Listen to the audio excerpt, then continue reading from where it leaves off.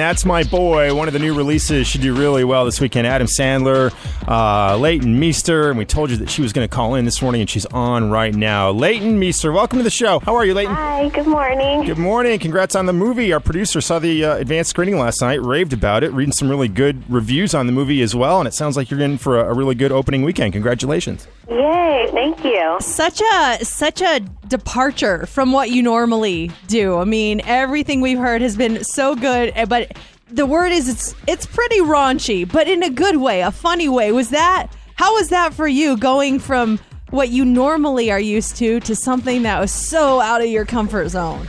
It was good. I mean, obviously it was really funny, but I think I just have sort of that sense of humor, especially now after doing this movie. I'm just like, dirty jokes and cuss words and the whole thing. I'm like open to it all now you want to do more. It's actually bad. It seeped over into my real life a little bit.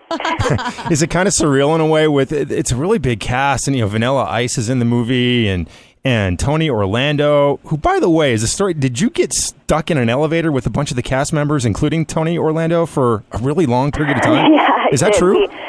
Basically, before the movie, we all got together and read the script and, the table read, and we got stuck in an elevator. Me and the lady who plays the grandma, who's really hilarious in it, Peggy Stewart, and she was kind of entertaining us all, but we were stuck in a really hot elevator for about an hour and 30. It was great. I don't know how you are with panic attacks. And are you claustrophobic at all? I mean, that to me is my worst nightmare. I would freak out in that elevator. I think everyone knew that there was going to be a light at the end of the tunnel. We were going to get out. Tony was definitely the one who was like, we got to get out of here. He removed part of the ceiling and was like, maybe we could crawl out. It was very hot, and there was 11 people in the elevator, but I just kind of turned on my video camera and was like, let's just see what happens here. Did you film it?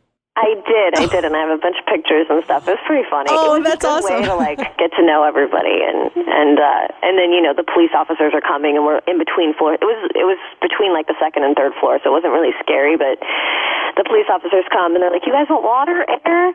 And Tony's like, "I'll sing you Yellow Ribbon, and whatever you want, as long as you get us out of here." I was going to ask, did anybody provide some entertainment? It sounds like Tony got close. Yeah, no, that was definitely entertaining for me. You are definitely a fashion icon, definitely someone I look to see, what the new trends are going to be. What do you do with all of your fabulous clothes and your gowns? You can't wear them again, right? I mean, people watch you too closely. What do you do with them?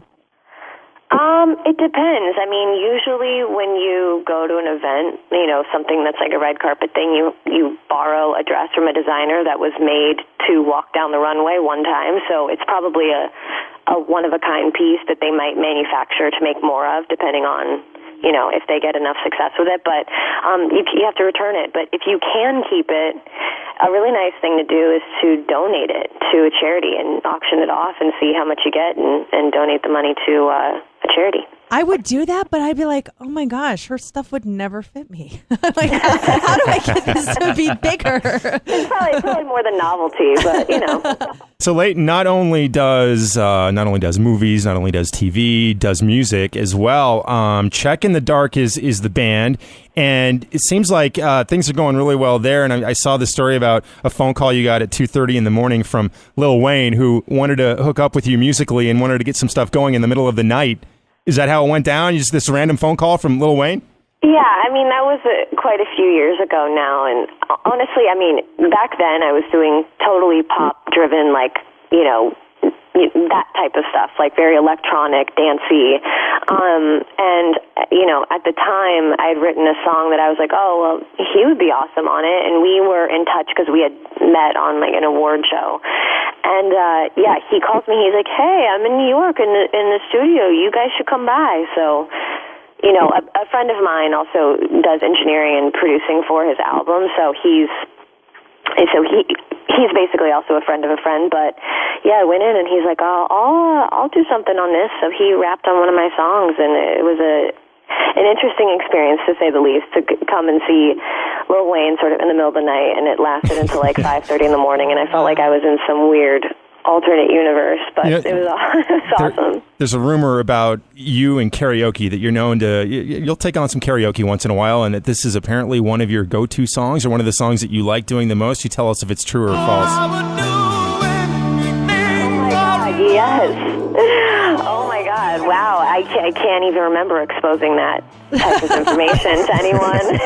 Now that you've worked with Vanilla Ice, is that going to change to Ice Ice Baby when you go out and karaoke? Maybe, yeah, that would be pretty awesome, but I don't think I would do that in front of him. That'd be a little bit too much pressure. Does your heart sort of lean in one, between movies, TV, music, fashion, you do it all. I mean, if you had to go, is there one that sticks out as far as having a deeper passion for it? I think that honestly, people ask me all the time if I had to choose, but I don't know if I don't want to, and right now I don't really You don't have to, yeah.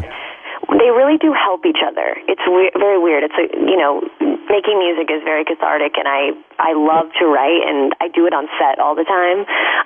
So that sort of goes hand in hand for me with sort of understanding myself, because a lot of the time you're playing another character, so you don't as much get to sort of analyze your feelings. Not that we need to do that constantly, but it's nice to be able to do that. And then I was actually just singing a song, recording it last night, and I was just thinking it really does help having a background in acting, because you get to it's the idea of performing and having such a visual when you're having a feeling during a song. It's like you act the song. So they really do go together. Now, with the movie That's My Boy out this weekend, did Adam Sandler handpick you for this part? Did you try out? And when you went on set, I know he's a big hero of yours. How was that? Was he like, hello, Leighton? He honestly is amazing, and I loved it when he was in Donnie mode, and he would talk to me like that. His character is so over the top insane in this movie. It's honestly like the best I've ever seen him. He's so good. But yeah, basically I read the script because I'd met a producer at a party, and she was like, read the script. It's really insane, as a warning. So just let us know if you like it. And I'd met Adam a couple years before because I auditioned for something for him. And he was really cool, and then I met him on this project, and he was like, so it's okay with you? This is all okay with you? And I was like, yeah, I want to do it. It's cool. Because I was really laughing out loud reading it. So then I got to do it, which is pretty awesome. I see that his wife is in the movie, and I don't know that I've ever seen Adam Sandler's wife. What is she similar personality-wise to him, or are they total opposites?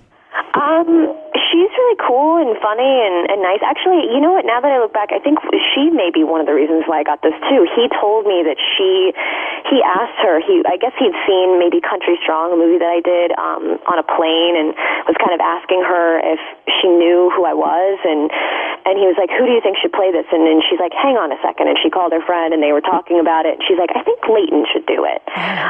So maybe I really have her to thank for it. I think she's pretty awesome. But yeah, no, I think you if you're married to Adam Sandler, you got to be really cool. Hey, before we let Leighton Meester go here, JC, do you want to throw a Gossip Girl question her way? Our producer, this is JC Leighton, and he's a huge Gossip Girl fan. Well, if you had to choose, who would it be? Would it be Chuck or Dan? If you had to choose personally, who would you go for? The love of your life, Chuck or Dan?